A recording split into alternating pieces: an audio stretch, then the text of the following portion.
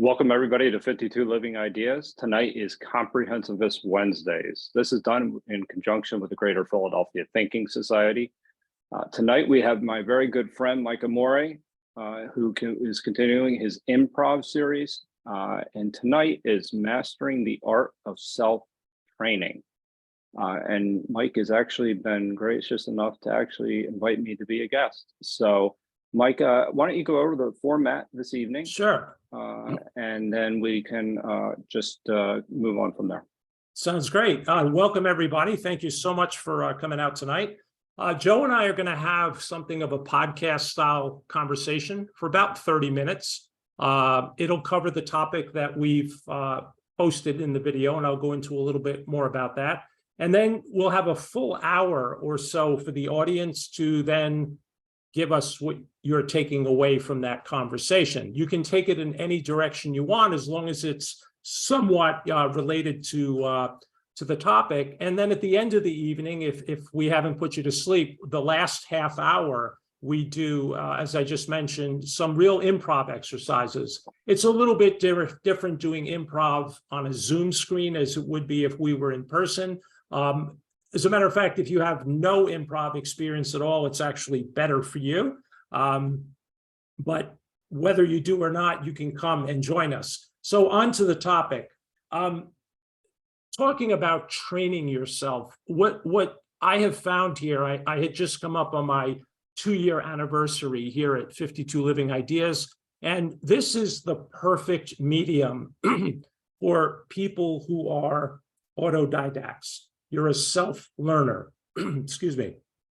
And if you're the kind of person who's acquiring knowledge, and if you're in a place like this, we're covering all these different topics, and you're taking in all this information and your expertise is growing, then what happens, at least what I find, is I want to take the knowledge and whatever expertise that I have, and I want to use it out in the real world. And I'm a big believer that we are all improvisers. I don't think life is scripted. And I also believe that to some extent, we're all performers. So the world is a stage. I kind of believe that. So my thinking is, if I'm the type of person that keeps acquiring knowledge, and I find myself in situations where I need to apply that knowledge, sometimes there's a gap, meaning I'm taking in this information. So I'll give you a hypothetical scenario. I think I put this in the introductory notes. I work for a company and I have expertise in whatever it is that the company does. And I get a promotion and I'm doing really well, but part of that promotion now involves me having to speak at certain events for the company.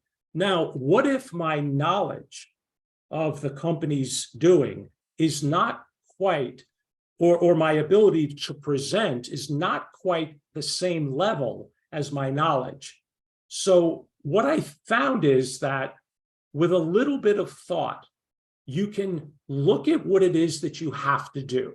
So I am going to be giving a presentation in front of a room full of colleagues. That's the performance side. I already have the knowledge. I've acquired that over time.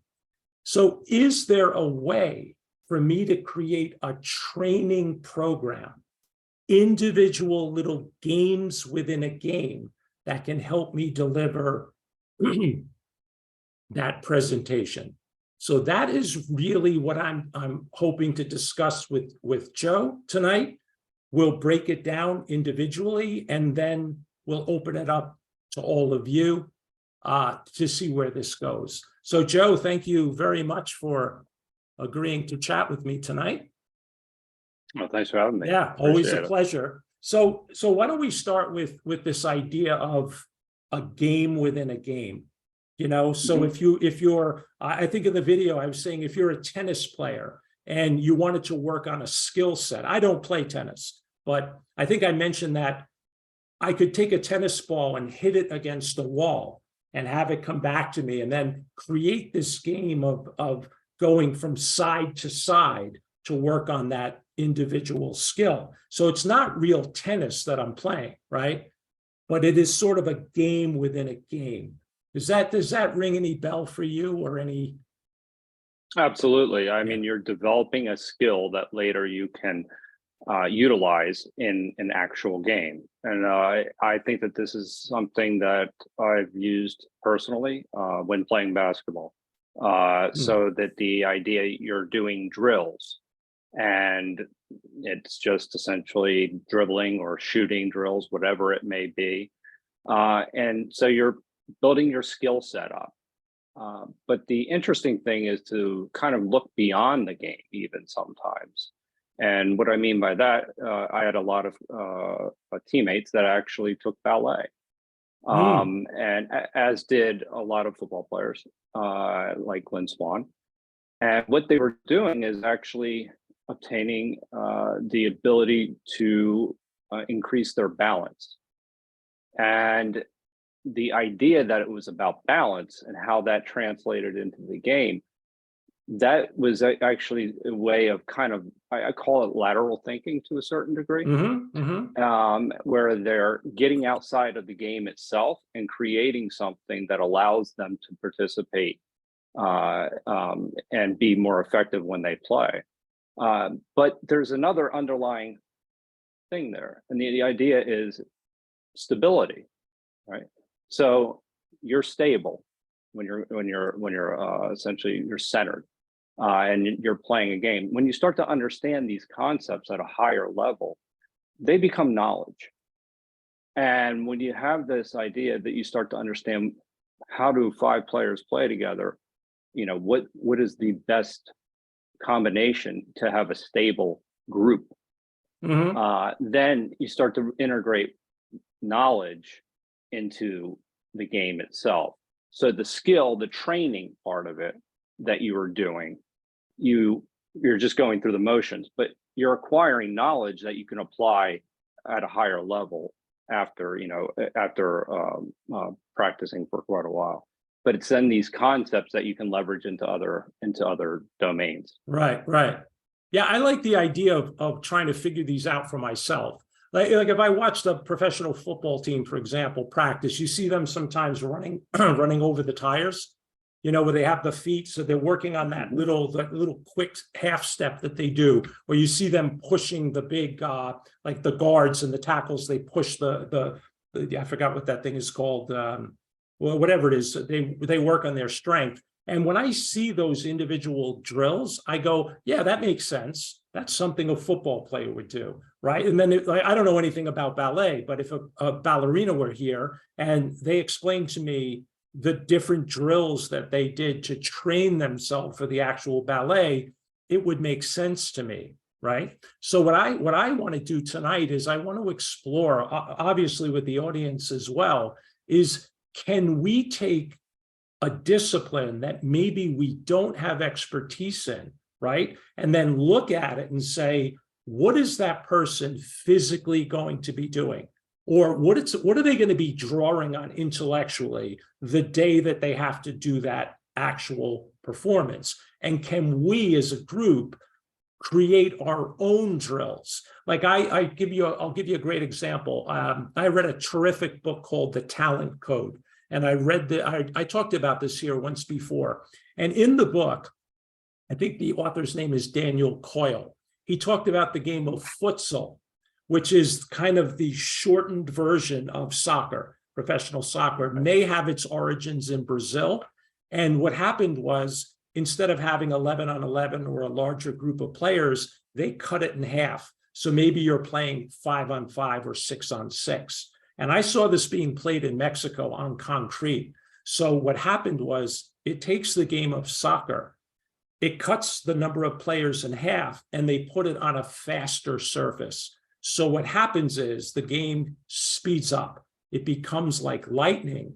And those players are working on their skills at like a hyper accelerated rate. So that's sort of an example of what I'm looking at tonight. It's like, well, you're going to be playing soccer on a field with grass, but now you're kind of training yourself with half the number of players to get that thing to go. It reminds me also, I think you and I have talked about this once, the movie The Karate Kid. Do you remember, you Yeah, remember where sure, that went? absolutely. Yeah, Yeah, yeah, yes, absolutely. Where it was kind of like a cross-domain way of training, right? The yeah, example was that all of a sudden he's, painting a fence, he's waxing a car, he's sanding a correct. deck, and what he's actually learning is karate, and he doesn't necessarily even know it. Yeah, And so until it's brought to his attention.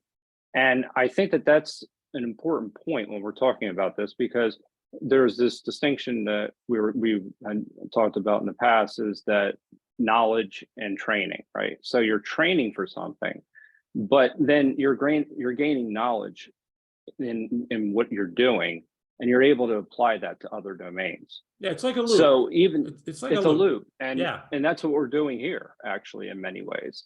In many ways, what we're doing here, how we're actually coming here, speaking about different ideas, that helps us, translate into, say, another domain with making presentations, or just connecting with people sometimes. So there's a lot of reasons as to why we cover the topics that we do, yeah. but it's, yeah, I think that this is yeah, anyway, I'll leave it there.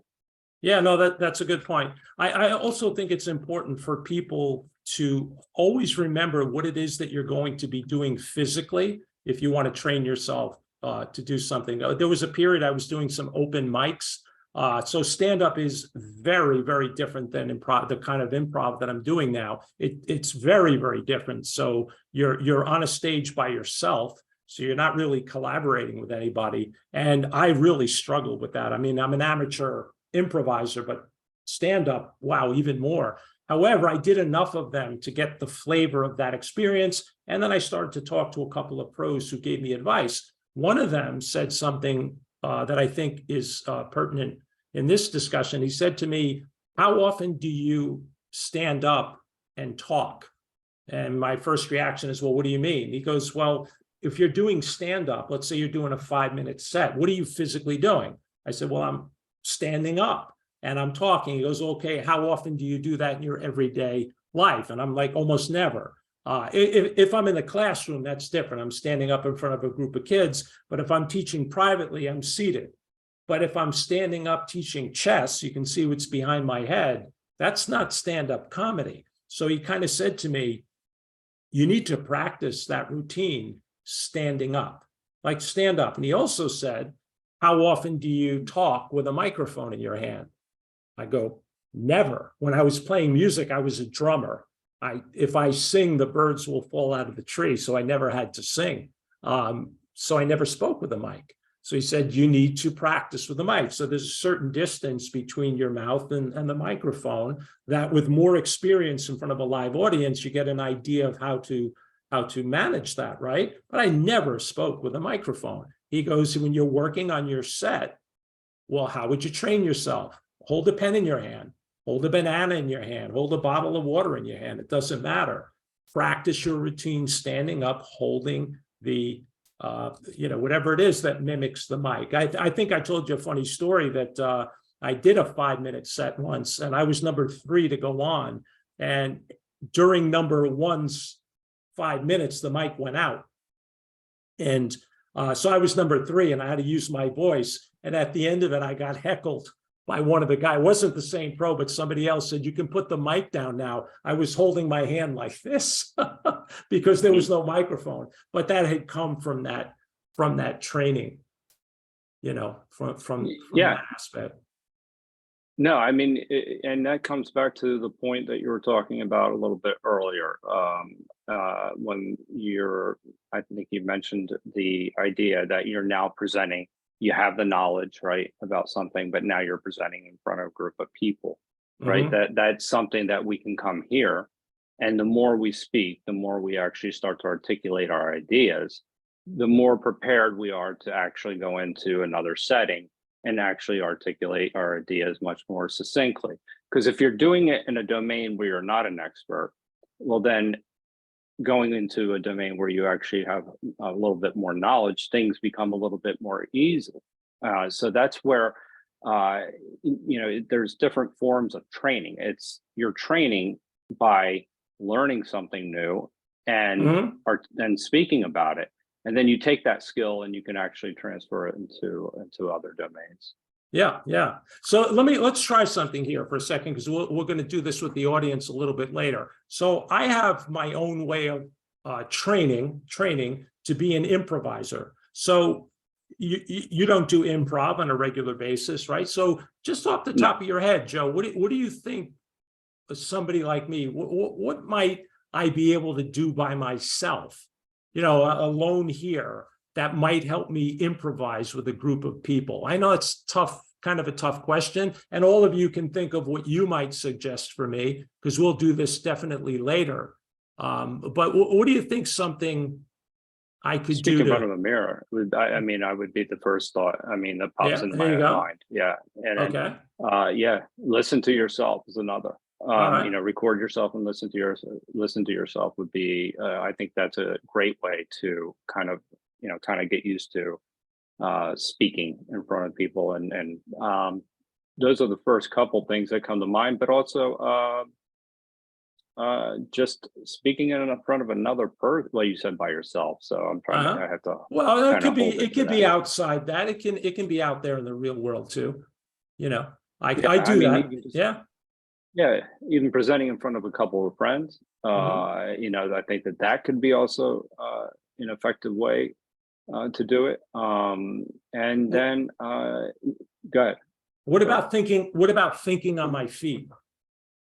Just how would you, you don't have to rush an answer.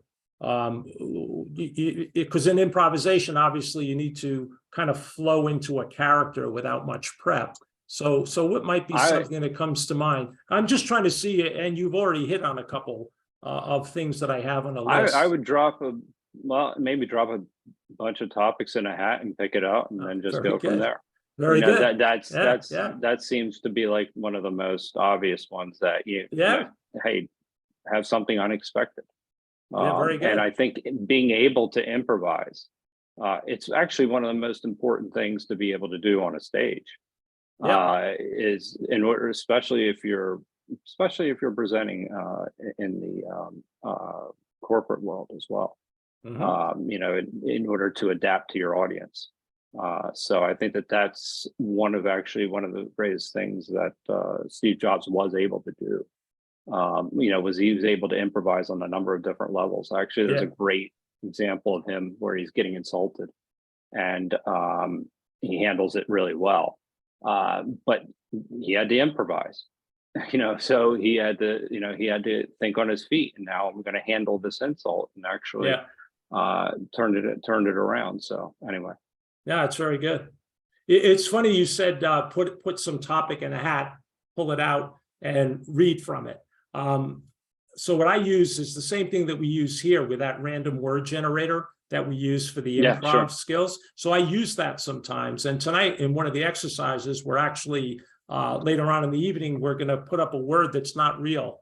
The word generator that I use will generate words that look like they could be part of the English language, because you can pronounce them and they look like, oh yeah, isn't that a word? But they're not a word. So what you do is you put that word, you flash it by, and then, okay, as quickly as I can, I look at the word and I say, okay, here's the definition of the word. And then what I'll do, and we're going to try this later on tonight, where I'll put up this, this random word. It's not real, but somebody in our audience tonight is going to have to give us the definition of that word. And after they give us the definition of the word, we're going to get a volunteer to come on and give a 1-minute monologue. You could be the expert in whatever it is that the other improviser has told you that word means. I do that a lot when I have the time with this random word generator. So I put up this word, it makes no sense to me. I create something that does make sense, and then I become the other person and I start to talk about this word. Then you can take normal words, click it, and we've done this here as well, where you put up this random word, you incorporate it into a sentence or a monologue, click the random word again, and then force yourself to get that going. And before you know it, you begin to get a little bit smoother. So then bringing it back to the concept of creating a game within a game. So me clicking a mouse, right? Clicking a random word generator is not what I'm doing when I'm on stage. But what it is a little subset of a skill that I have to reproduce in real time. By calling it a game, I think makes it fun. My brother, who's here today, we'd probably do 10 meetups just discussing the games that we created around our house. You know, we both love sports.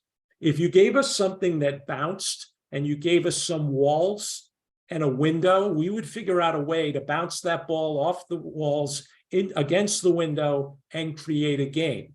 Now, what we were actually doing, and we did this across the board, indoor, outdoor, you name the sport. But as we were doing this, we were working on our hand-eye coordination. We were also working on some competitive aspects of keeping score, knowing when to play, how to play. But all of this was being made up, you know? So a couple of more things about improv, and then I'll turn it over to you. Another thing I do is I'll listen to a YouTube. I like podcasts. Doesn't matter the subject matter. But if I'm in the improv mode where I'm trying to train myself, I'll listen to a podcast. And then I try to take a full sentence that somebody says in the middle of the podcast, pause it, and then do my best to repeat the sentence. Now that sounds easy, right? You just pause the video and then repeat what somebody just said. But we're so inundated, most of us, with all of this media that there are times, and I don't know about you, but it happens to me here at 52 Living Ideas, where I can be totally engaged with somebody. You know, for example, you might be talking to me as you are now, and I'm totally engaged. But as you're talking, it just happens, I can't explain it, but my attention is just shifted. And you may say something that goes over my head. That happens to me on stage doing improv. It happens to all of us when you're doing improv. That's a problem, because as we've talked about here many, many times, and this is what the meetup I had with Evanique about listening, how critical it is. Well, how do you train yourself there? So what I do is, if I'm listening to the podcast, again, regardless of the content, I occasionally just click pause at the end of a sentence and do my absolute best to repeat what the other person just said. Unpause, let them carry on for a while. And then to create a game within a game, I try to go 2 sentences sometimes. Now, everybody listening to this might say, well, what do you mean? It's 2 sentences. You could repeat that easily. You have to try it. So I do that. And it really, really, really helps. Another thing I do, and I've talked about this all the time, is does anybody here live in a building? This is basically an open-ended question, but I live on the 7th floor, the top floor of a building. So I'm in an elevator every single day, right? Multiple times usually. I don't know if any of you who are not living in buildings, but when you go into an elevator, do you ever feel uncomfortable when somebody else gets in with you? The door closes, right? The door closes, right. And now if you're in Manhattan or Philadelphia, you might be going 30 floors down in a skyscraper. But even where I live, at the beginning, those 7 floors used to feel like an eternity for me. Now I absolutely love it, especially if I don't know the person who's in the elevator. I do my best to create that elevator talk that goes a little bit beyond, like, oh, the weather is nice, oh, it's raining outside, etc. Now, why am I doing this? How does it help with improv? Because to be honest, I'm uncomfortable. Now, I do it a lot, so you might see me do it and say, oh, that guy's very chatty. But I have to be honest, on the inside, I don't always feel that way. I'm uncomfortable. And so how this applies to improv is because one of the biggest things we face on the stage is fear. It's perhaps the #1 hindrance in improvisation, because we're thinking of things we learned. We're supposed to have cleared our head. We start a scene with someone and the scene isn't going anywhere. what the really good ones do is they do nothing. They just let the scene eventually take hold. But that fear is real, but it's manageable. So if you get in the habit of, like, for example, if somebody here tonight asked me, how can I get a little bit better about breaking the ice in general or social conversation? They might feel awkward there. One little hack that I might have or exercise is, let's see if we can get you to start that 1-minute conversation somewhere. And then maybe somebody in the audience could suggest something that would be a good opening line. Any thoughts on that, Joe? No, I mean, you threw a lot, you put a lot on the table. It was there. a lot. I mean, Yeah, that like, was a lot. Yeah. It was a lot on the table there. I want to come back to actually one of the things that I really liked as far as an exercise was the repeating of one line, just pausing and repeating one line. Because I think that goes back to the idea that you're listening. And in improv in particular, that once you're listening to that, you're not necessarily thinking about what you're going to say next.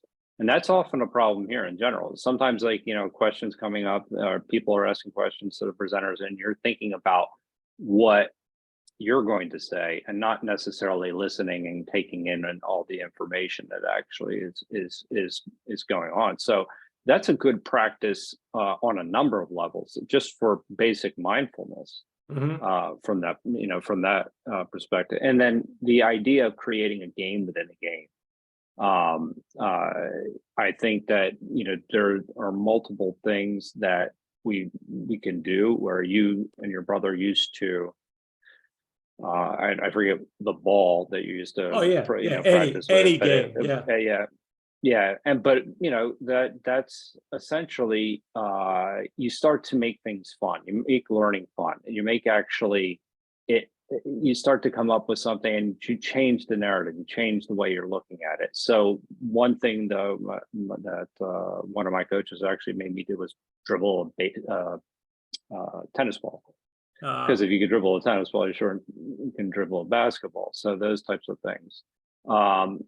That's a game within a game. So that it definitely increased my skill set. But I think that overall, what we're talking about here is how do we, take these skills, whether it be 52 living ideas or some of the things that we're practicing, and translate them into another domain. And so for me, that just sometimes speaking about different concepts is very helpful, because in consulting, actually the best consulting classes that I've ever taken is the ones that taught us storytelling. And you're like, what does storytelling necessarily have to do with presenting? And it has a lot to do. So you took one thing, you took like essentially ancient Greek philosophy and put that on mute. There you go. And transferred those skills into another area. So. Yeah. That's what I want. And you will wrap up in a little bit, but I'm hoping everybody who's hearing this has maybe their own ideas of, if we picked some random discipline or something maybe where somebody here has some expertise and we wanted to help you train to do something. Another example I had in chess is training Rusa, if you remember, when she played in the US Chess Championship in 2005, or the year she won. And for me to say I trained her a little, that would sound a little heady, it's like, oh, because I can't come close to reproducing what she can on the chessboard. But I knew her very well. I knew her personality, and I was able to pick up a couple of weak spots. She was her discipline wasn't great. So how do you train, say, a chess player who has more knowledge than you do for the US Championship? Well, that can be done. There are certain things that you can actually do. You can press them in an area where you think they're a little weak. So for her, her discipline wasn't great. So I would have her go over these games. I'd have a computer with the game in front of me, and I'd just have her sit there until she tried to guess the move of the game and then physically write all of her analysis out with a notebook, which she didn't like at first. And then she started doing it on her own. And it was amazing how much she gained from that process. So I think it's not always a question of expertise. It's your ability, to what you just said. Can you transfer the idea from one discipline to another? So, could I meet somebody, or could you meet somebody and actually help them in an area where your expertise is lower than theirs? I think it can be done. I think it can be done. I mean, that's essentially you're developing, knowledge. And then just coming back to the Russo example really quickly, sometimes the individuals that are not as skilled at playing the game are often the best teachers because they have actually had to think about it a little bit more, whereas some naturals just have these behaviors that are somewhat tells, and so that so a coach can actually help them in that particular circumstance. But to get back to the overall, point, which is, really can we transfer these skills? I think in almost any discipline that you're learning, like chess is it's a game that requires a lot of thought, a lot of strategy, and a lot of concentration. And I think once you look at that, chessboard, there's a reason why we talked about certain investors that are grandmasters that are really good, and they enjoy the game of chess because it involves strategy, and so that those skills, the idea of thinking, and it's also getting out of your comfort zone. Right. It's also getting outside of your everyday domain. So it gets to almost that range concept where you start to learn multiple different skill sets, and you kind of are able to apply principles that allow you then to use them across multiple disciplines.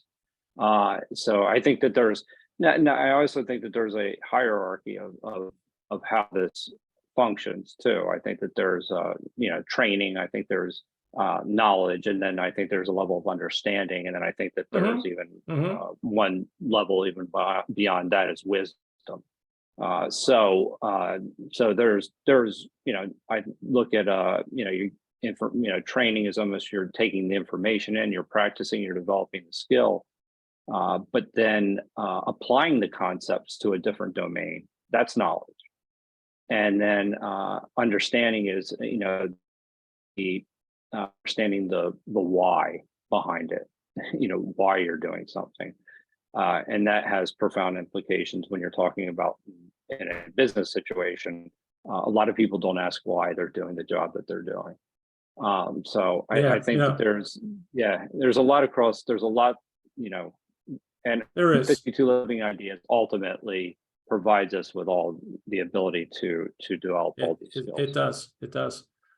Joe, let's wrap up. I'm looking at the time. I think we pretty much laid hopefully some decent groundwork. I want to conclude with the idea that how important it is because you mentioned the comfort zone, which was another meetup that we did attached to improvisation.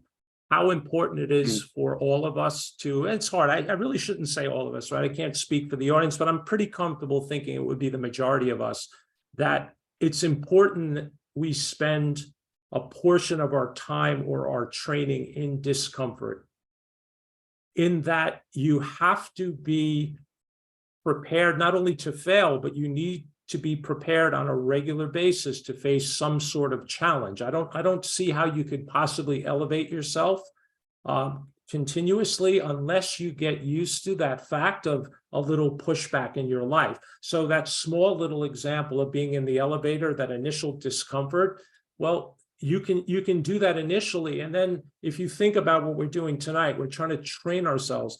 Then you can extend it. You can take that step a little bit further and keep yourself. You don't want to be pressed. I want to make the clear distinction that if you're pushing yourself to the point where you're stretched and you're reaching too high, you're going to miss the mark. I think that's beyond discomfort. What I'm talking about is that where the bar is raised high enough that you feel the pushback, but you also see the light beyond the bar. If the bar is set too high, you don't see the light at the end of the tunnel. Does that make sense? So I just think that's Sure. yeah, that's a good point to wrap up. Like that, make I, sure that you have friends and people around you that keep pushing you. I mean, this happened actually. It was interesting the other night. Shrikant was challenging me on my thoughts, Yeah. and he said, he said, "Oh, was I a little bit too rough?" And I was like, "No, that's the reason you come here." It's great. Some It's great. people, maybe some people come here to, prove that that they're right about something, Yeah. but then there are other people that just come here because you want to be proven wrong. Right. You want somebody to push you. And that's goes back to the whole idea of getting outside of your comfort zone. So I think that's the value that in coming to 52 Living Ideas, because there are so many high level people. We have like Mark Stallman, or we have Shrikant, where if they can push back, and that makes you better. There's no better feeling than when and it's done in a respectful way, but there's no better feeling than when somebody's pushing you and you go back and think, okay, how do I improve? And that is a gift. And that's the gift of 52 Living Ideas, because we have a lot of high level people here. So You're right. You're right. especially with Yogeshwar. I mean, Yeah. Aman, we were talking about last Yes. night. Yes. Jason. Yeah. We have a very good group. Yeah. So that's, I think, and then we have all the Buckminster Fuller presenters. These are guys that really will push back, and I can think of nothing would be more fun. Very good. So Joe, let's open up to the audience. Maybe if you have some general comments about what Joe and I just talked about, you want to use the exclamation points, Joe, or I don't know how that. Yeah, you can actually type exclamation point in the chat. That's probably best, considering the way we're actually set up this evening. If you have any maybe we should remove the spotlight. Yeah. If you have any initial comments about what Joe and I just talked about, or if you have a direction you'd like the conversation to go, just type exclamation. And Joe, you'll handle that? Sure, absolutely. Evanik, you're first. Yeah, thank you, Mike, and thank you, Joe, for a great presentation. I think one of the things that you said that was really great was when you talked about being prepared to fail and face some type of challenge. And I think that's true. And if you walk into your day instead of like trying to avoid failure or to avoid challenge and then say, I can face it, then I think you grow. That's the only way you can really grow, is if you challenge yourself and if you prepare yourself to fail at certain things. Going into something new that you don't know and then say, well, I'm gonna mess up, but I'm gonna learn from those mistakes and then I'm gonna move on. And I think that's great. And I think earlier in the conversation when you said, can we take a discipline that we are not familiar with and use it in our lives? I think, yeah, learning something new, I think, stretches your mind. And, learning something that you've always been interested in, but you don't know anything about, is a great way. Like, like Joe brought up the example of football players practicing ballet. Seems like two completely different realms. But you saw how football players used that skill, and they took that skill and they applied it on the field, and they were better football players for it.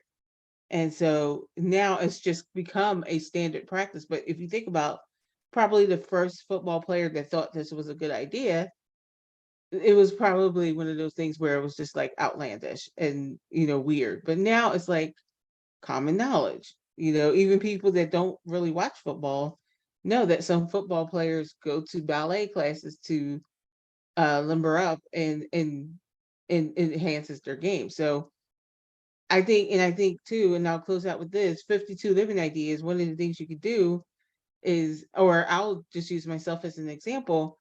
One of the things I like to do is I like to attend some of the Bucky meetups because they challenge me, because I know absolutely nothing about that topic. But it sounds interesting, so I'll attend and I'll listen. And I love those meetups because I always take something away that I can use in my everyday life, or at least I feel like I've stretched myself. I've made myself uncomfortable by attending a meetup that I know absolutely nothing about. So I'll leave it there. Yeah, no, really nice, Mhm. Ebony. Yeah, really great. I like the idea of when you talk about discomfort. I'll go be quick because I want other people to talk. But it's funny that the more you get into that mindset, after a while, it's not discomfort and failure at all. It just becomes part of your regular day. You're just always in the process of stretching. You don't even realize you're doing it anymore, you know. But yeah, thanks, Ebony. Always great to hear from you. I think next up we had Becky, who has just stepped away, but I will make it. There she is, actually. So go ahead, Becky. Well, I think Jason's performing. And Edwin too, Joe. And Edwin, yeah. Oh, I'm sorry. Okay. Oh, I only looked at the last two there. So Edwin and then Jason. Yep. Yeah, I should rename to Ed. Interesting presentation. One thing I would say about consulting, it's entirely about storytelling. You're basically trying to enroll people in doing something that you believe will help them and something that you believe you or your outfit can do well. And I don't know how else to describe that, or a better way to do that than creating a story that shows them where they are, that they can recognize, and where they want to be and how you're all going to get there.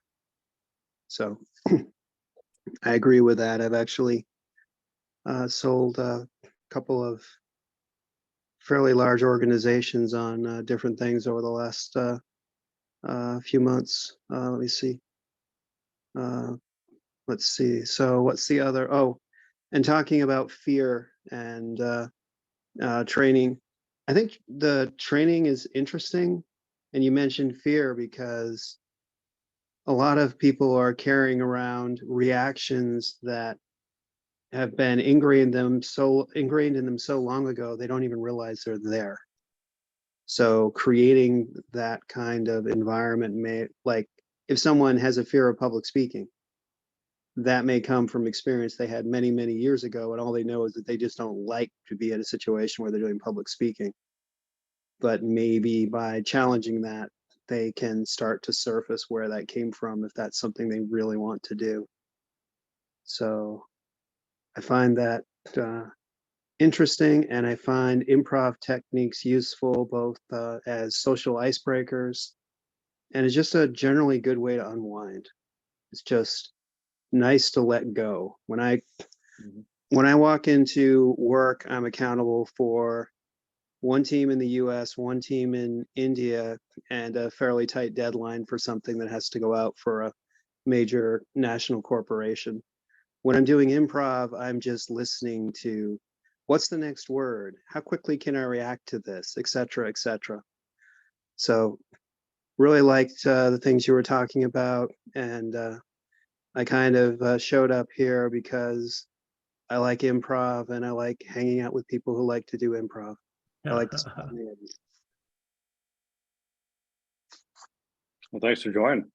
Yeah, thank you, Edwin. Edwin, after we go through the initial rounds, I'd love to come back to you to see if you have any of your own personal hacks or ways to improve your storytelling. But we'll save that for after everybody's had a Yeah, that'd chance be to great. comment. That Yeah, would be great. I'd love to hear if you have anything along there.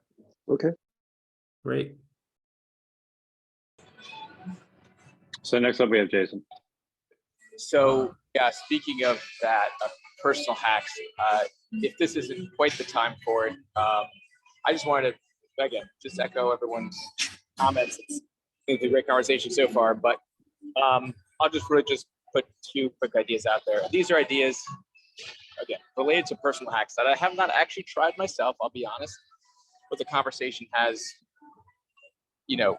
brought my mind to these things. And again, one of the question I have to myself and to the group really is in choosing which skills to hone in on is what does the world need now mostly, right?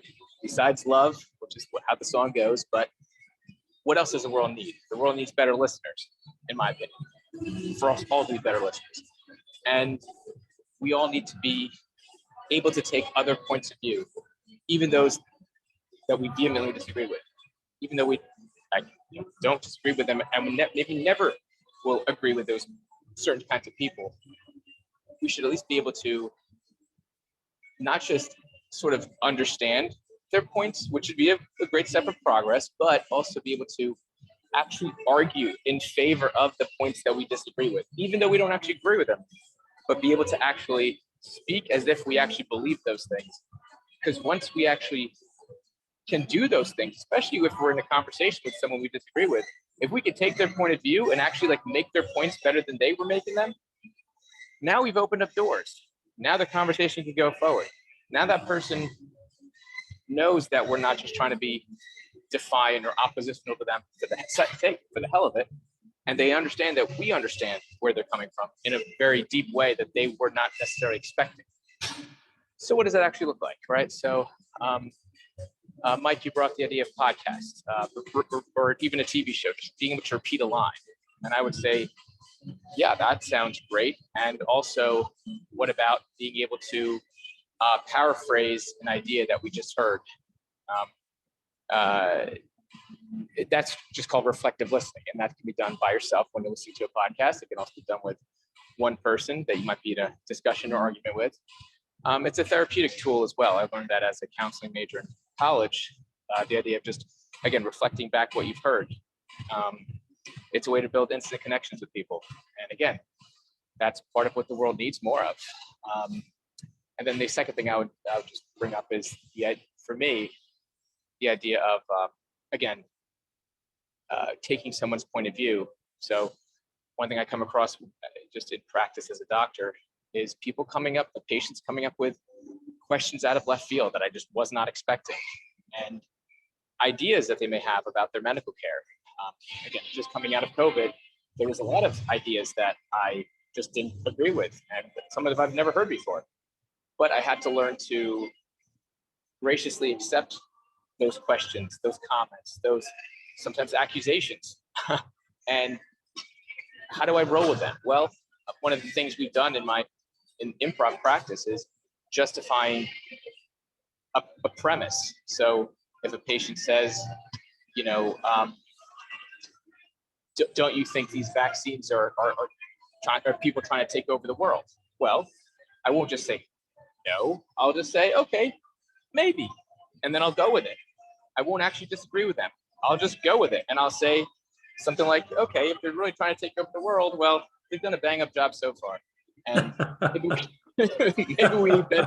maybe we need a new cabal of evil geniuses. Look at what we've got, right? So, and it gets a laugh out of both of us, So something like that, and you can do that. For those of you on the left, try listening to some. I know Tucker Carlson is not on anymore, but pick your next right-wing host who's going to spout out some interesting things and actually justify what they're saying. Right. Try to justify it, And for those of you on the right, same thing. Go listen to someone on MSNBC and try to justify their point of view. And in this way, I think we'll all make progress together as a society if we all just did more of that. Yeah. Thank you, Jason. Next up, do you have any comments, Mike? Yeah, I do. I just want to earlier. So, Jason, you've just wrote a blueprint. I know that you have a lot of improv experience, but I just want to reiterate a couple of points. So, you earlier on you used the word love. Then you talked about listening and opposing points of view. That is improv 101. I taught for some, learned from some pretty good improv teachers that you always take care of your characters in improv. That's where the love, what I took from you, Jason. Listening, I don't have to talk about how important that is, but the opposing point of view, when you're actually taking an improv class, when a scene starts, you may get a suggestion from the audience. And as soon as you hear the suggestion, you immediately know where the scene is going to go. You have your point of view. And I think, Jason, there's a great connection that if I'm in a scene with Jason, and let's say I don't know, I'm making this up, it's the suggestion is Scotch tape.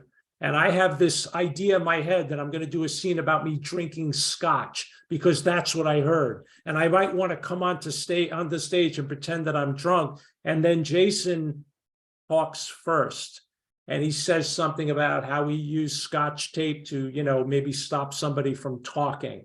That gets a laugh from the audience because he presented it that way. Now I'm the other improviser. I have my point of view. I wanted to go in a completely different direction.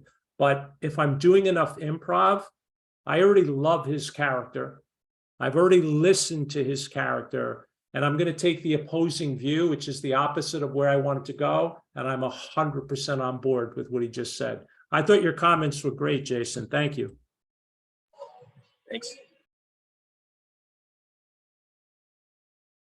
So next up, we have Becky.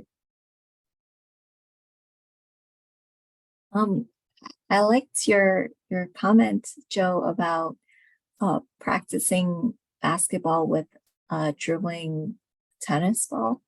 And so it's like you want to hone your skills so that you don't allocate more energy toward just the skills, and that frees you up to do other things. So if you have your skills down, then we're talking about self-learning. Like, so you read things, you know what's like routine and things in the by textbook, but that doesn't tell you how to play the game. That requires judgment, and in order to play the game well, you have to be able to pay attention to everything.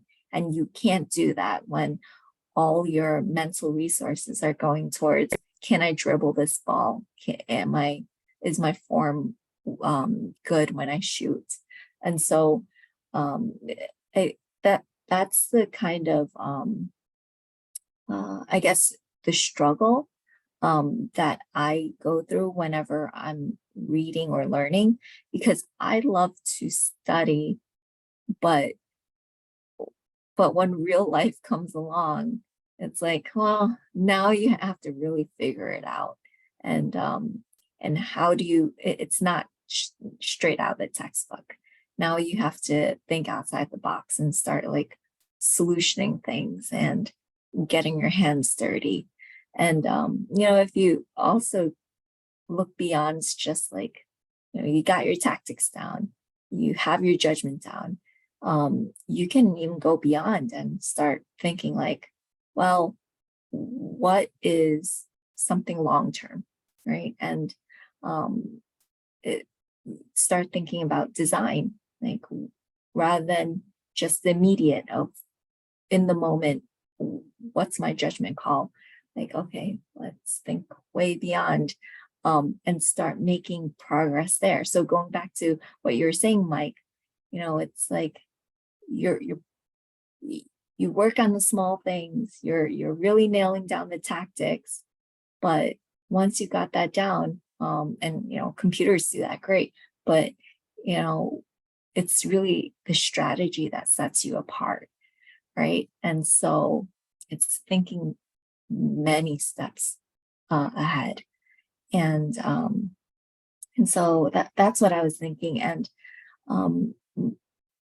you both and Evnique also said this, like 52 Living Ideas is such a great training ground, and for me, I am quite the introvert, and I remember my first time sharing something at 52 Living Ideas, and like my voice quivering.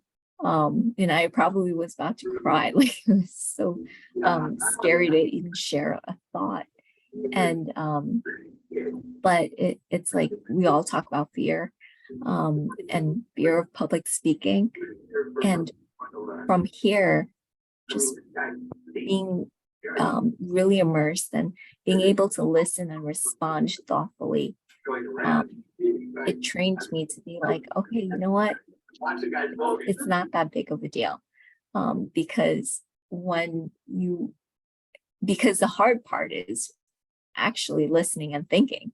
So it's like just to deliver something, in front of people, that's not that big of a deal. Just block it all out in your mind. And so, this was my training ground, and I saw myself transform to the point where like I was finally able to give my first talk in a professional setting. So I'm really glad to be part of this group where, like you said, you're challenged. People can disagree with you. They do it respectfully, and you walk away thinking like, okay, well, I'm not going to let my pride get in the way of things. I'm walking away wiser, more contemplative, more open-minded, and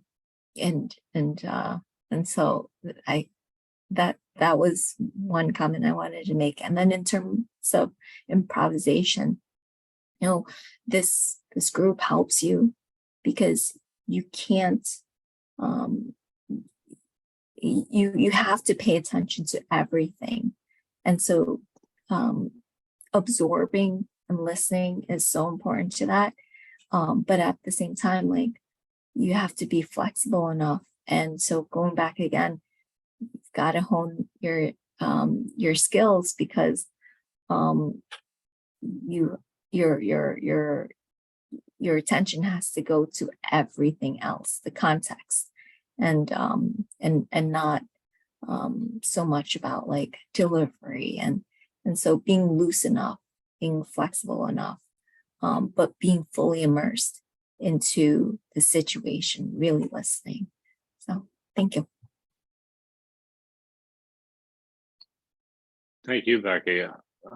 Really, really good. I'm going to come back to you, Becky, when we go through the when people start sharing maybe some of their hacks or their own training methods, because I'm curious to how you elevated yourself in the public speaking realm.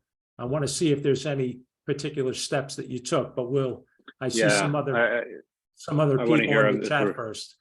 Yeah. Yeah, if there are some of those non-traditional ways that actually that may have helped, that would be very interesting to explore. So next up, I have Judy.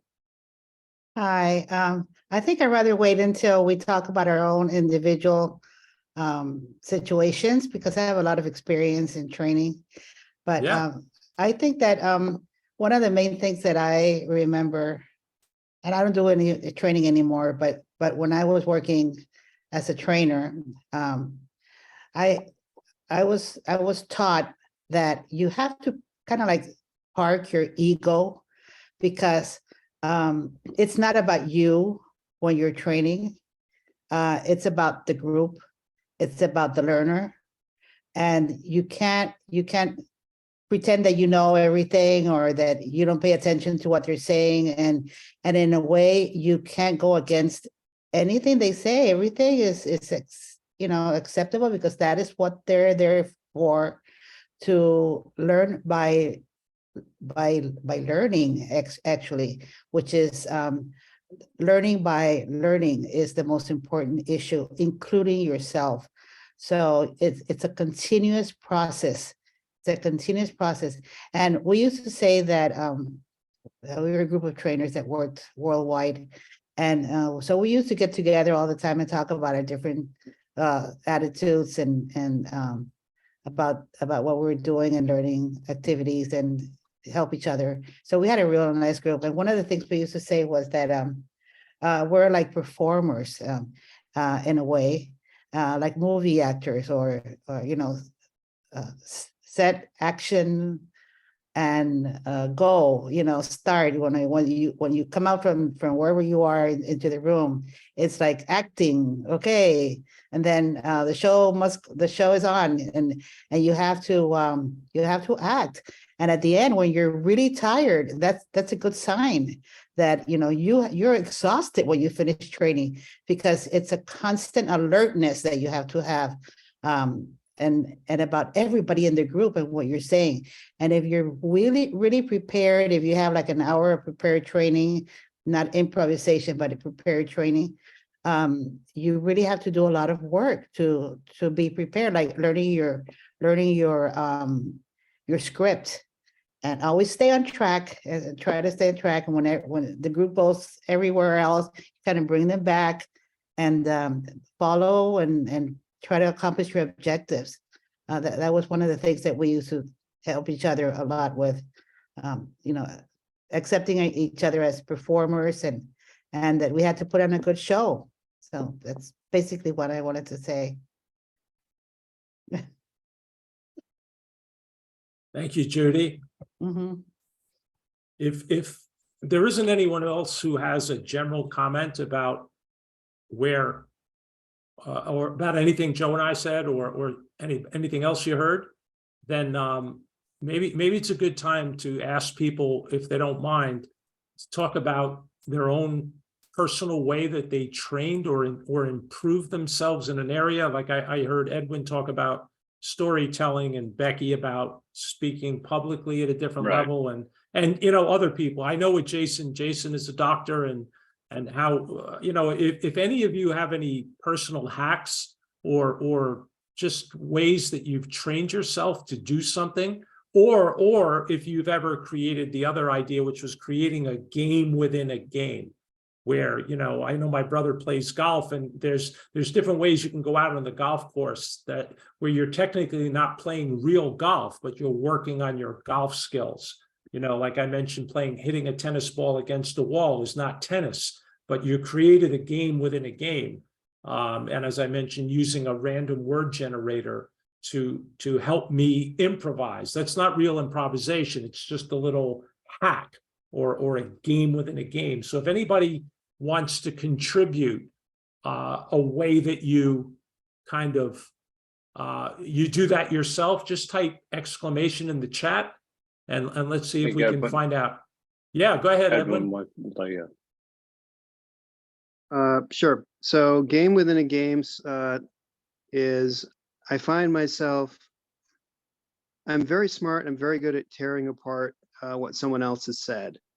And it's something emotional that doesn't serve me well.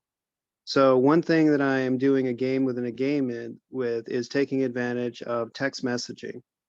It's not an immediate format. So basically, if the first response I give to a text message is to disagree with that person, I owe $1 to my favorite charity. The expectation is, as I get more used to responding less emotionally in a less immediate environment, that will carry over to my reactions when I'm speaking face to face with people. So that is my game within a game. Hack for storytelling, at least for my professional stuff, almost like one of the prior people said, it's not about me, it's about what the audience I'm talking is like, what do they want and how do we get there? It's not about how brilliant I am that I can come up with a way to do it that other people haven't. It's that here's a great way for us to get where you want to go. And yes, I can help us get there. Different mindset. Yeah, it is very interesting to hear you say that, Edwin, because I think one of the things that you know, that I've actually come across is that there are a lot of smart people that are sometimes bidding for these positions and these clients. So it's not necessarily the smartest person that's actually going to get the clients, the one who can make the connection with the client. Therefore, it's somebody that can actually tell a good story.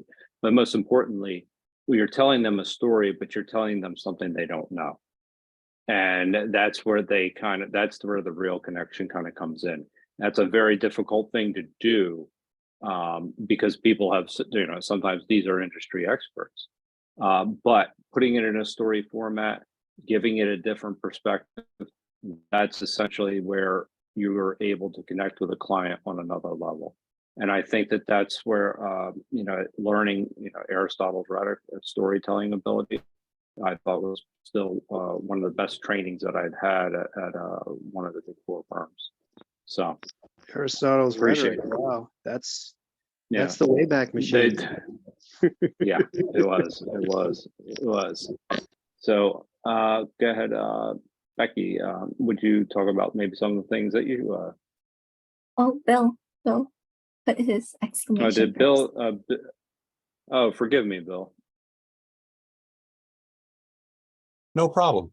I just wanted to chime in on this point in the chat about what the world needs is definitely less reflexive disagreement. I observed a lot of outside speakers up in the UCLA Department of Political Science on the way to getting my graduate degree there.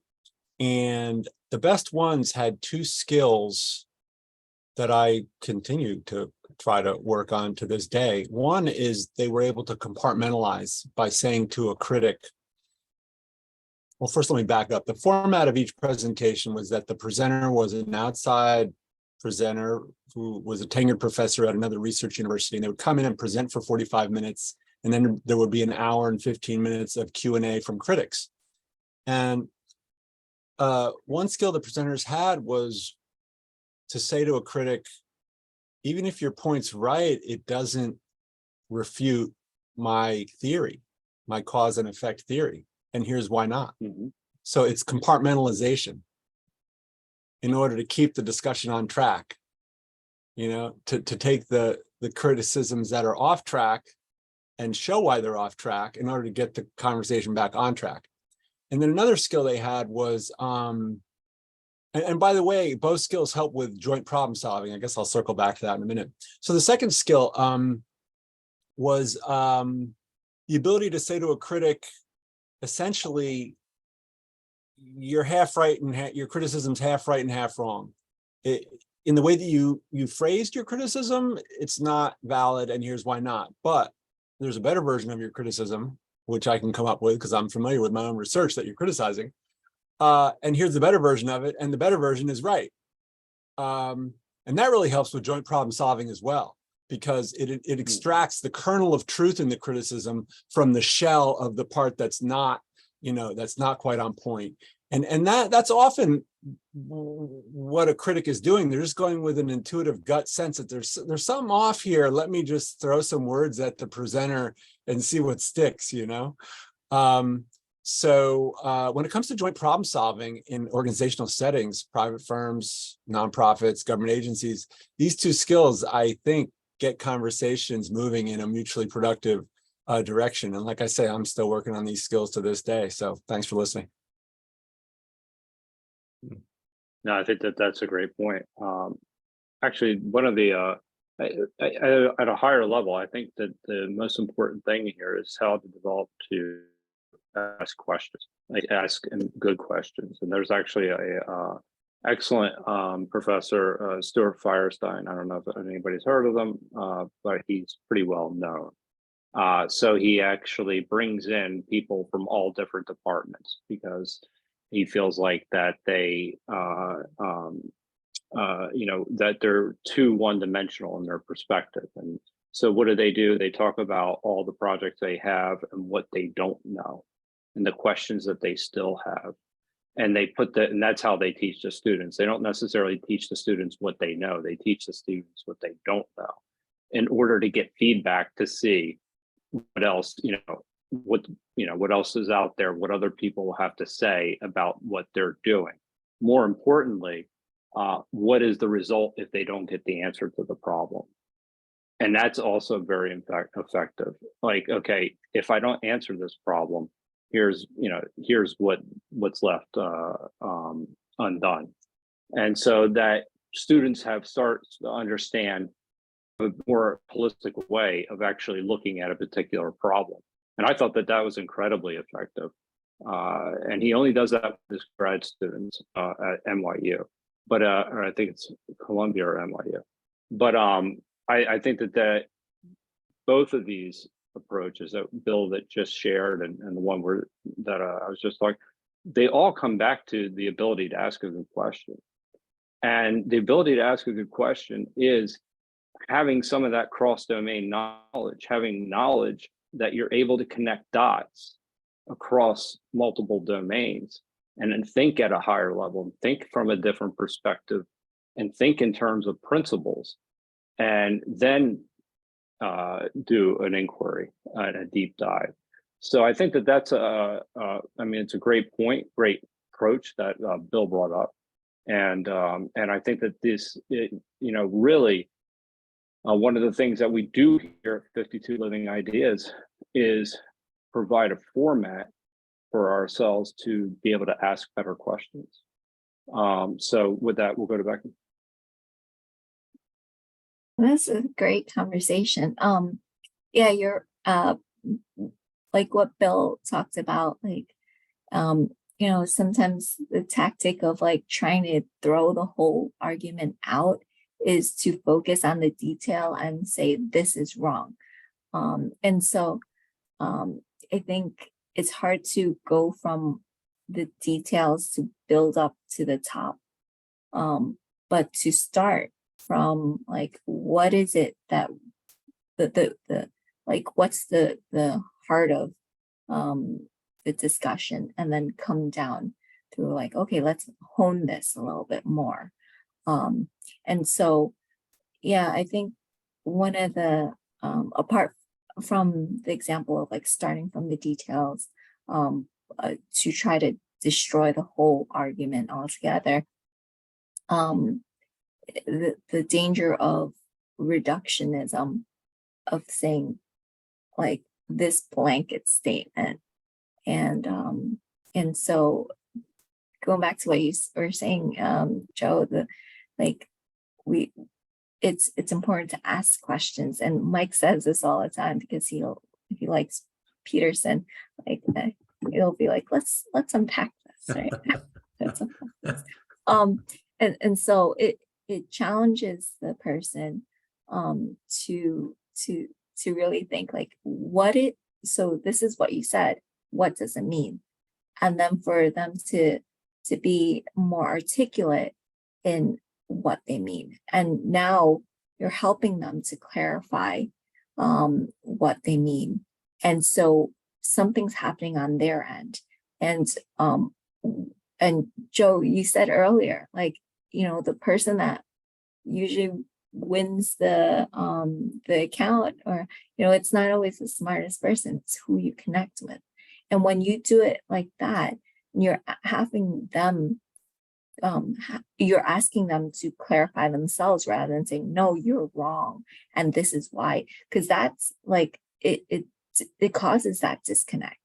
But when it comes from within themselves, and you're helping them through usage of questions, then they come to their own conclusion to be higher resolution in what they've said, and because it's stemmed from them, they've adopted it.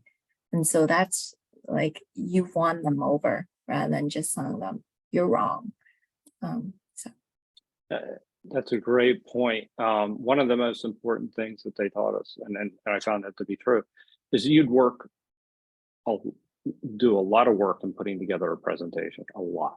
And I mean, maybe 50, 60, 70 hours. And the best meetings were when the presentation never came out. Because you're actually walk in and you connect, and the presentation so well, you're just speaking to the client and you're connecting on a level where the slides are no longer meaningful. so that you're actually talking to them on their level and you're meeting them where they are. And then you're telling them the story without even any slides. And that's happened a few times. That I personally witnessed, and it is true.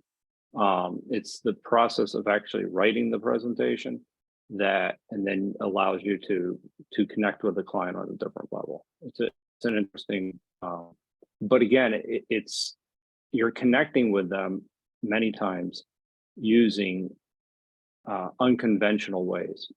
Metaphors are often very effective. And that's another thing where we're talking about cross-domain knowledge, or being able to apply knowledge across domains. And so whether it's, bouncing a tennis ball, bouncing a basketball, it's the same concept that we're talking about. Hey, Joe, before you go to Evanique, I wanted to comment on something that Eleanor typed in the chat, that not all people need to speak publicly or at all when working.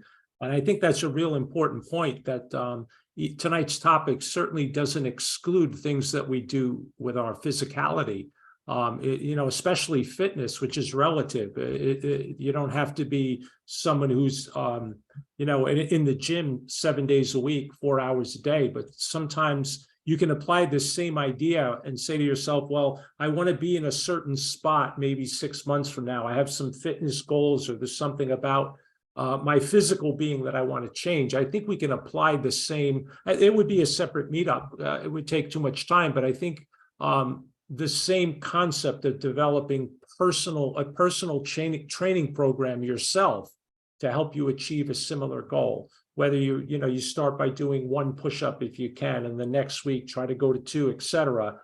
It could also be with a diet or a lot of things about our health that we could apply this concept to.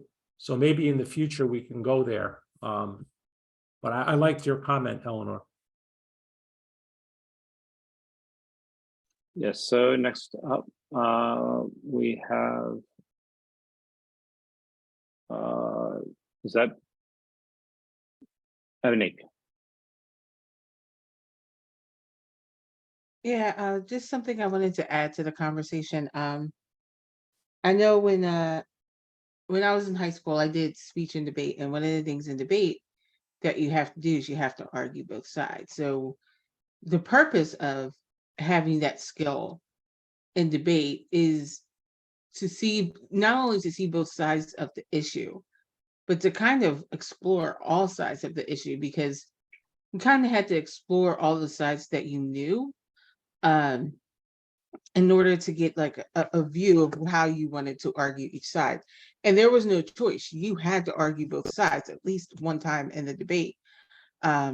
So that's what you had to do. But what it does is it allows you, like Jason was saying, no, was it Jason? I forget. It was Jason. I think it was Jason that was saying, or I don't know. It was either Jason or Bill that said you kind of have to like almost agree with the other side, or find something to agree with the other side on. And I'm paraphrasing, but I think that's helpful in learning, because like we can think we're right, and oh, thank you. It was Jason.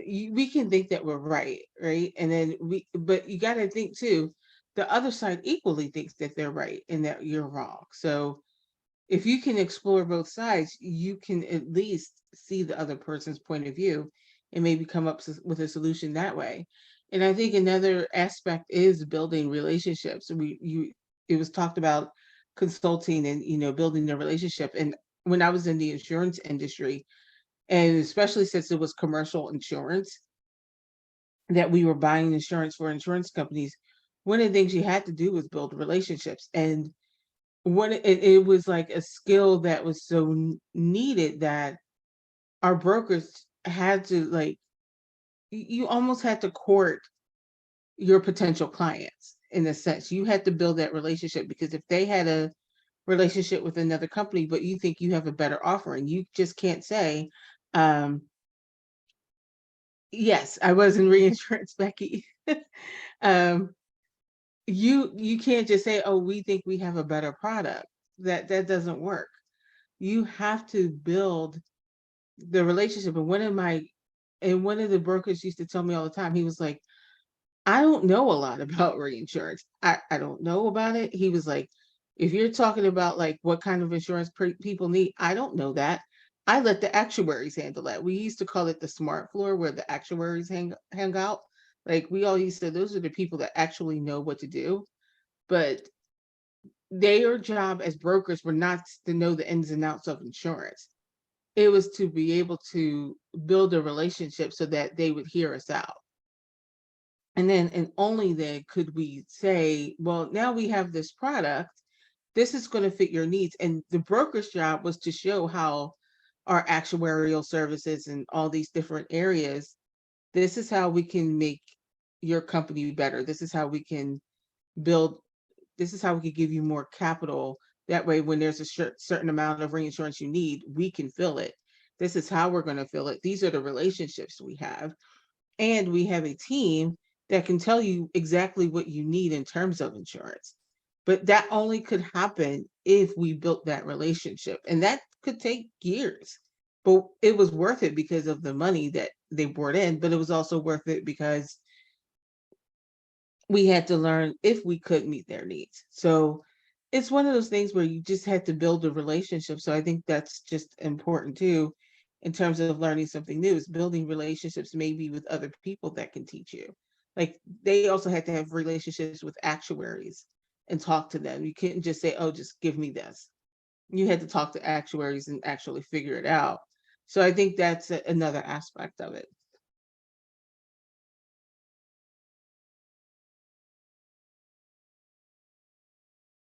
Thank you, Evanique. Evanique. So, Hey, Joe?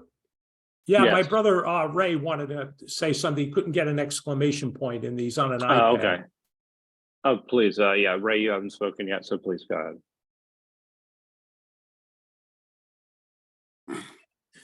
So my game within a game is to try to recreate the anxiety that I might feel when I'm in a certain situation.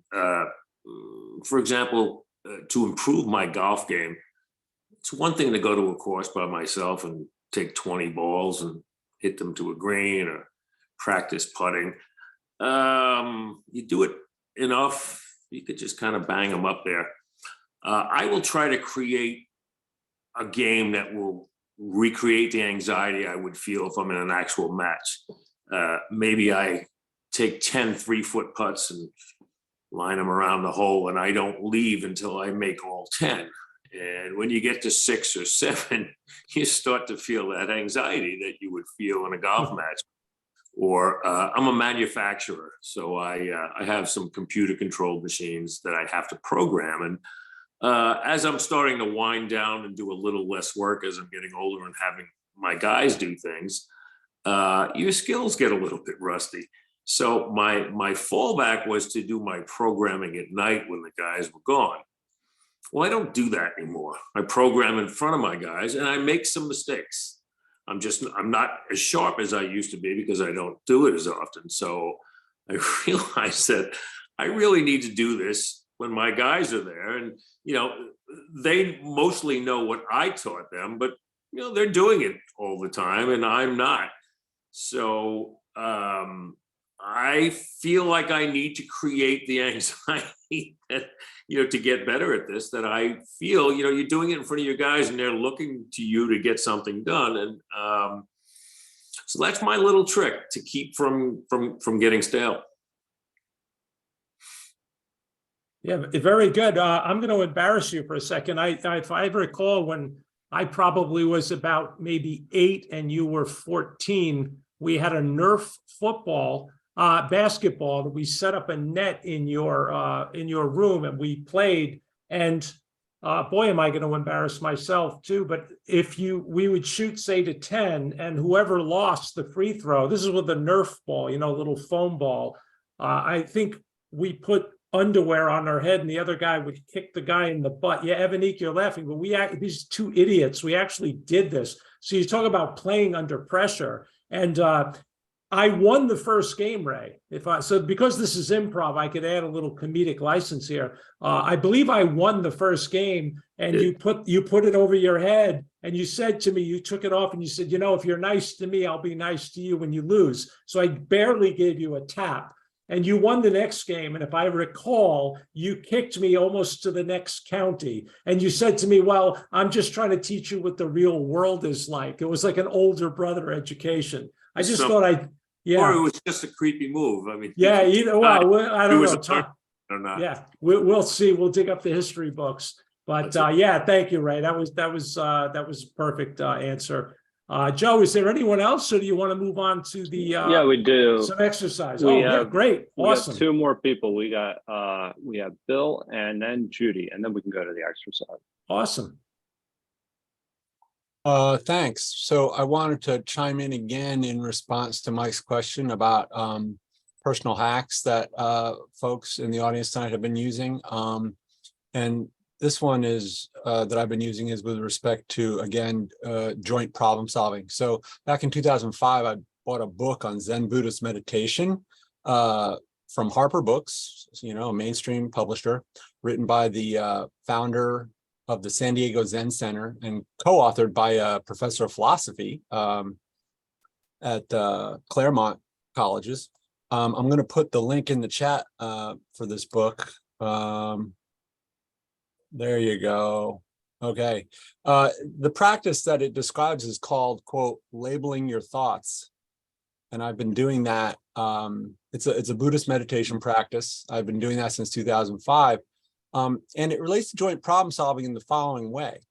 When two or more people are trying to solve a problem, a practical problem in the world, in a firm or a nonprofit or a government agency, they're doing essentially brainstorming to turn intuitions and initial insights into a fully articulated cause and effect, logic and evidence case in favor of why the brainstormed proposed solution is actually going to work.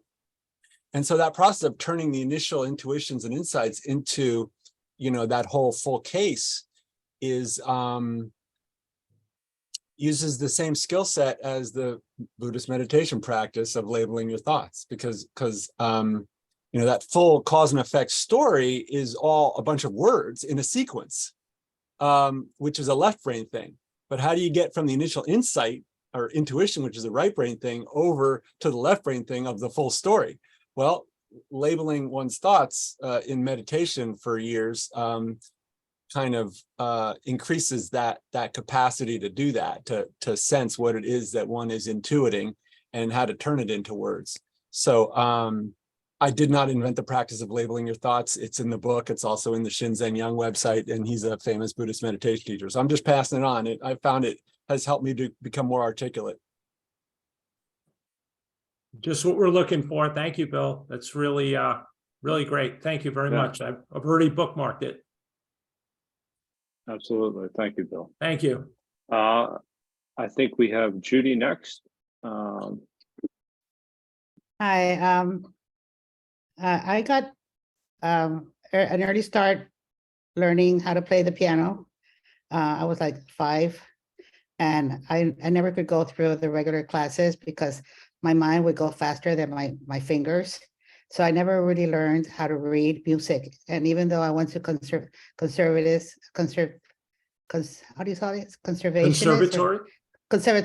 and even though I went to conservatory and everything, I was never really beyond, the basic stuff.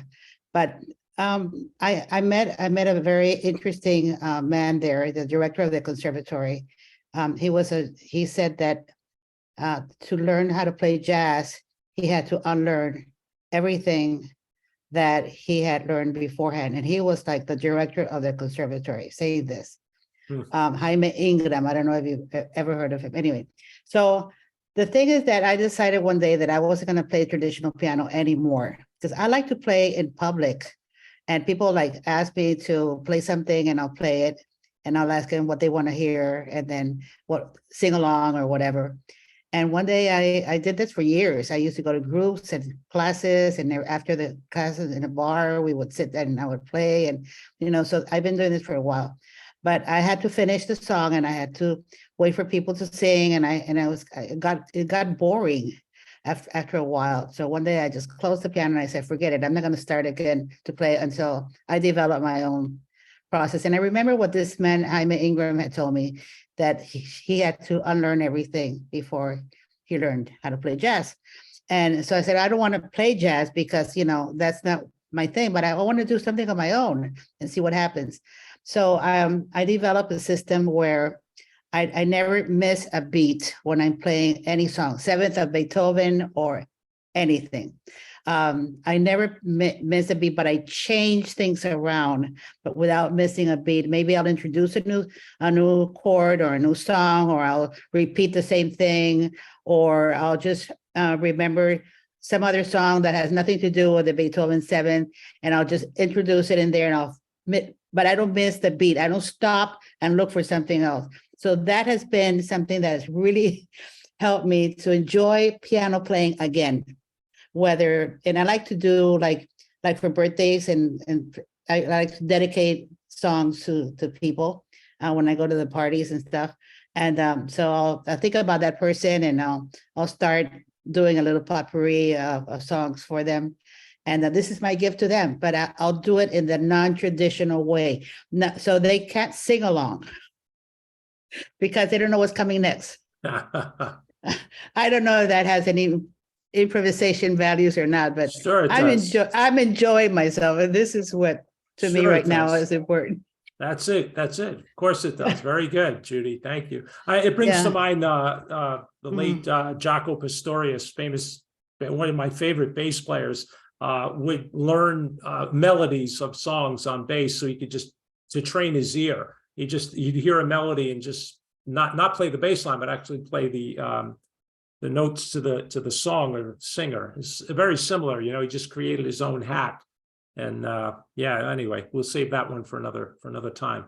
Yeah. Thanks, Judy. Thank you. Sure.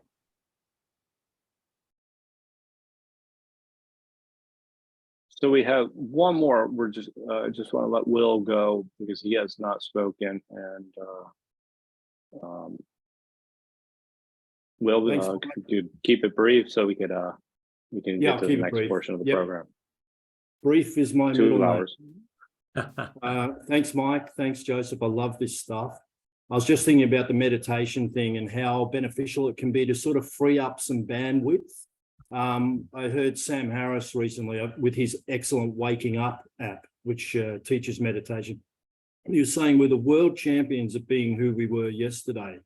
Now we react to every given stimulus, whatever it might be. You don't know what's going to happen next. We always react in the same way as per our previous experience. In the book Zen and the Art of Motorcycle Maintenance, he talks about how the present moment is like the front of the train, and all the carriages behind have got all your experience, your learned experience up to this moment. And whatever happens, that's all you can do is react according to what you can find in the carriages behind.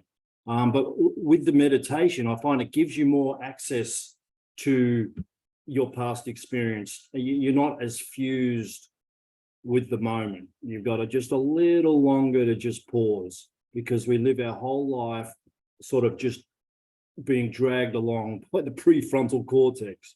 Anyway, that's my plug for meditation, and it's just so beneficial if you can actually sit there and do it and then take it off the cushion and apply it in everyday life. So that's about all I wanted to say. Thank you. Very good. Well, thank you. Highly recommend reading that book, Zen and the Art of Motorcycle Maintenance. I'm sure a lot of you have read it. It's fantastic. Socrates cat. There we go. Very good, Mike Sorn. All right, Joe, are we ready to turn the camera off? Sure, absolutely. So, and Joe, I can share my screen, correct? I have permission? You absolutely do. Good. So this is going to be a bit abbreviated tonight, folks, because we have to finish at 11. So maybe in the next improv related, I'm sorry. that was great. I thought you That were, was great. no, I had a great time. It was very good. So Perfect. we're back. Perfect. We had a fantastic time. I really appreciate Evanique and Edwin offering to participate in the improv exercises. They were both wonderful. Even though you guys weren't as good as Jason and I, it was still excellent. So anyway. Well, I wasn't doing um, ecstasy, so. But in any case, It's But- been too Yeah, Joe had some help. in any case, I remembered about establishing relationship in this. I gotta go and do this again. This is too much fun. all right. Well, you definitely, we're here once a month, and yeah, I really hope you do come back, Edwin, and as everyone else. Let me just really quickly go over some upcoming events. They're a little bit different than usual. We have, in addition to improv, let's see here. I'm sorry. I'm a little bit of difficulty getting to my website. Might even be even quicker to read on the phone. Tomorrow's Khalil Gibran. We'll be covering, I believe, the children. Maybe I'm really having I'm struggling here to get this to come up. Give me 1 second. I don't want to mislead anybody. Yeah, okay. Khalil Gibran, the prophet on love, on marriage, and on children. And that will be tomorrow night at 9 o'clock. On Friday at 9 o'clock, that will include Jordan Peterson, the Logos at Ephesus, a visual presentation that'll be done by Claire, Victor, and Roger, who are excellent presenters when it comes to philosophical topics. And on Saturday, we have May 6th, we have Asian philosophies studying Zhengzhu on the equity of things. And that is it up until Saturday, actually. And I'll just announce our Bucky meetups, since I know some people here that would that enjoy those meetups. Oh, we have Kirby Erner. So synergetics in schools, that is actually going to be very interesting. One of the discussions that we had a little last week about how maybe to reintroduce certain concepts into geometric concepts into schools. So I'm excited to see what he comes up with. And Kirby is a brilliant guy. So with that, I appreciate everybody's time this evening, and I hope to see everybody again soon. Thanks, Joe. Thanks, Thanks, Mike. Joe. Yep. Thank you, everybody. Thank It you, was a lot everyone. of fun. Thank you. This was a lot of Thanks so much, fun. everyone. Always fun. Thank you. Bye. Thank you. Bye-bye.